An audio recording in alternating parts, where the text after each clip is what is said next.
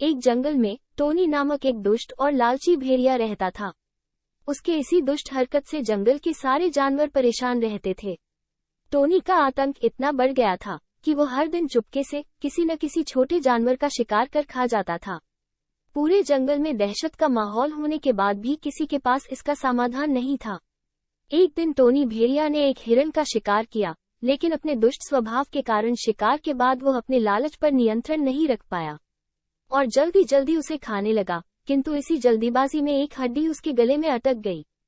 फिर क्या हटा, हड्डी अटक जाने पर वो बहुत परेशान हो गया। अब उससे न कुछ खाते बन रहा था, न ही कुछ पीते बन रहा था। उसने बहुत कोशिश की कि किसी तरह हड्डी उसके गले से निकल जाए, लेकिन सारी कोशिश बेकार गई। अंत में टोनी ने किसी से सहायता लेने का विचार किया। वो सोचने लगा कि ऐसा कौन है जो उसके गले से हड्डी का टुकड़ा निकाल सकता है।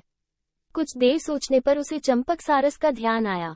उसने सोचा कि चंपकसारस की लंबी गर्दन और चोंच है, इसलिए वो उसके मुंह में अपनी चोंच घुसाकर आसानी से हड्डी निकाल सकता है।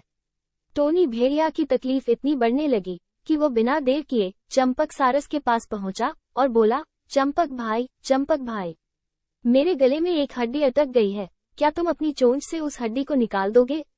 मैं तुम्हारा बहुत एहसानमंद रहूंगा और तुम्हें इस कार्य के लिए उचित इनाम भी दूंगा।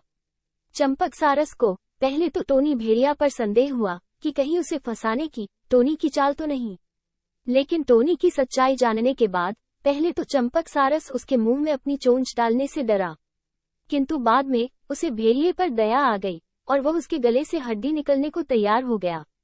फिर टोनी भेड़िया मुंह खोलकर खड़ा हो गया और चंपकसारस ने उसके मुंह में अपनी चोंच डाल दी, लेकिन उसकी चोंच उस हड्डी तक नहीं पहुंच पाई। इसलिए चंपकसारस को अपनी आधी गर्दन भी टोनी भेड़िए के मुंह में घुसानी पड़ी। सारस की गर्दन मुंह में जाते ही लालची भेड़िए के मन में लालच जागने लगा। वो सोचने लगा कि यदि मैं इसकी लजीज गर्दन को चबा पाता तो मजा आ जाता, लेकिन उस समय टोनी को अपने गले में फंसी हड्डी निकलवानी थी, इसलिए वो मन मारकर रह गया।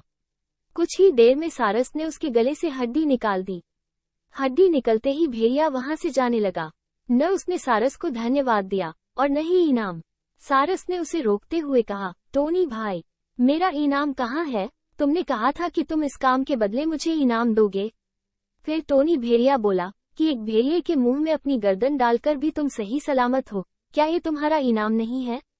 इतना कहकर भेड़िया चला गया और सारस मुंह लटकाकर खड़ा रह गया।